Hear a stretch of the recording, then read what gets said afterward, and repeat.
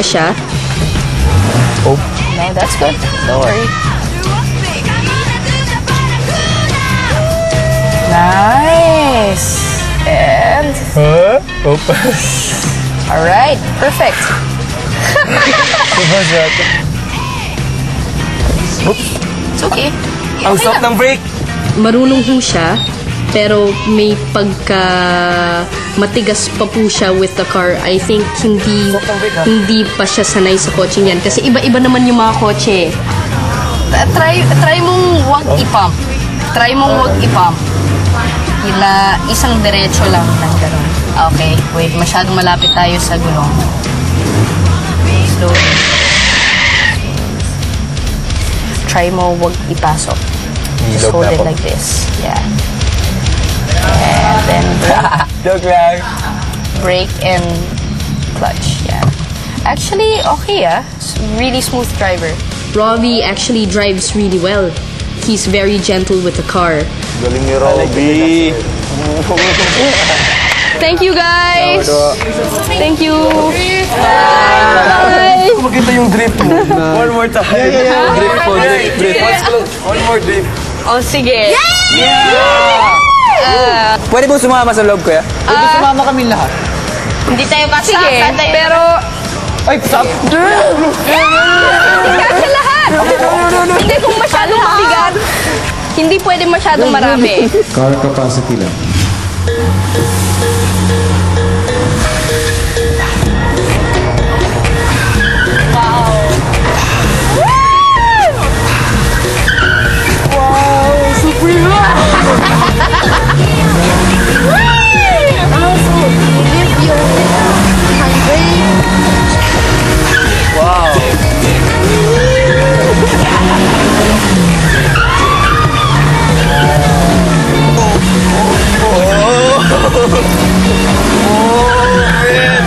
Kamusta ang pagtuturo sa mga housemates? Okay naman ho.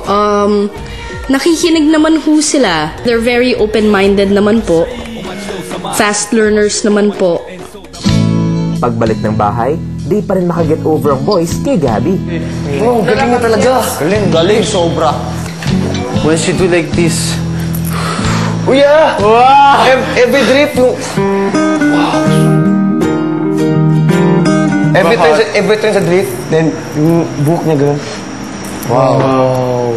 Ano pa kaya ang next driving lessons na ituturo ni Gabby? Yan ang pag-uusapan natin bukas. Samantala, maliban sa weekly task, binigyan ng mga teens ng isang masayang activity na hahamon sa galing nila na mag-break ng codes. Kung ano yun, narito po.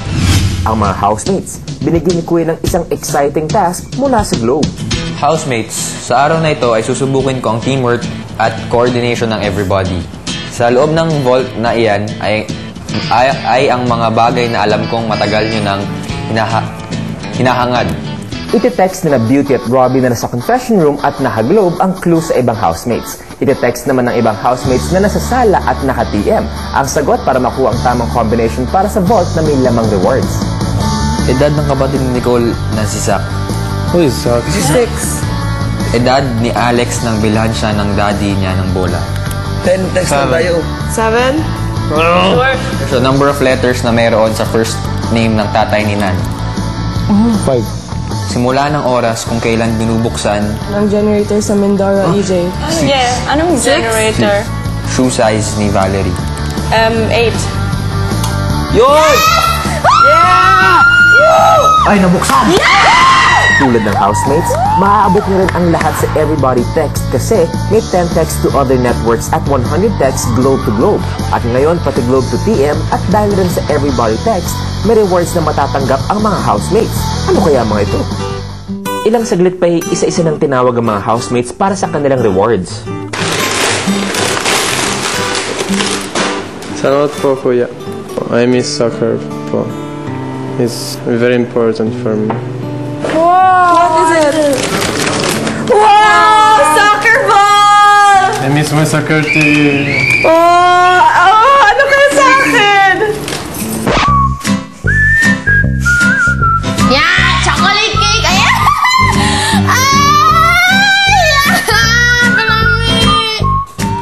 Tandaan.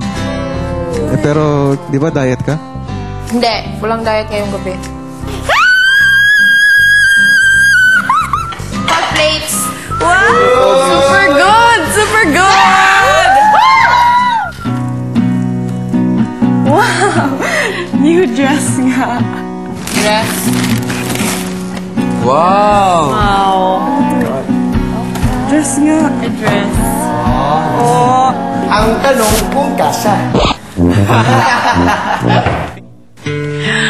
My picture. Me and my father, we are looking every time to the boats.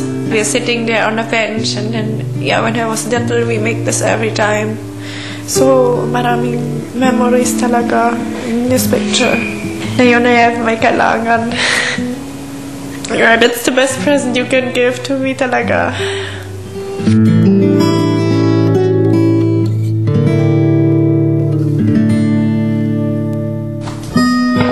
Message from siblings. Oh! Hi, Kuya. Lo, Love you. wala ka na ni Jello. Miss you, yeah. Hi, Kuya. Saan sila? Kumusta ka na dyan? Proud kami sa'yo. Behave ka dyan. Patuloy mo pagiging makulit mo. Miss ka na namin ni Jello. Wala nang umaaway sa amin sa bahay. Love ka namin. Sobrang saya. After a month, nakita ko sila ulit. Iba yung feeling mo kung makita mo kahit sa video lang. Iba ang feeling. Parang ma-excite. Message from Maro. Wow. Makakausap mo si Maro, ang kapatid mo, sa telepono ngayon. Ah! Ito, kinakaya lahat. Miss na ito eh, lalo na yung ating pagsasama. Salamat. Paglabas mo dyan, sigurado, mabuting ating samahan eh. Ano? Mabuting samahan natin. Oo, syempre. Syempre, tayong dalawa. Kuya, I admire you so much eh. Mahal kita, Maro. At salamat. Miss na kita, ng kapatid. Sa paglabas ng confession room, si Robbie piniling manahimik. Saya ko, grabe. Baliw ka na to. Baliw ka. Si EJ, kakaibang reward. Ang chance na makasamang ina for 100 seconds. Ma! Bakit? Ang tagal na. Magsisimula na ang 100 seconds mo. Dali na yan. Ang kalit mo nga. Ewan, okay lang ako. Pumayat ka. Ha? Pumayat ka. Thank you po, Kuya. Kuya, salamat po. Mag-ingat ka rin. Ay, nako. Mag-ingat ka, anak, ha? Ikaw din sa labas mo. Like yung... Ayos ka. Pakabait ka, ha? Kahit anong pag, Kuya, mabait pa ako dito. Mabait ka talaga. Salamat, Kuya. Ingat ka lagi mo sa labas. Okay lang ako. Ikaw dito mag-ingat, ha? Ingat ka pag-uwi. Oo, sige. Salamat po, Kuya, ulit. Ibang... Jo? Oh.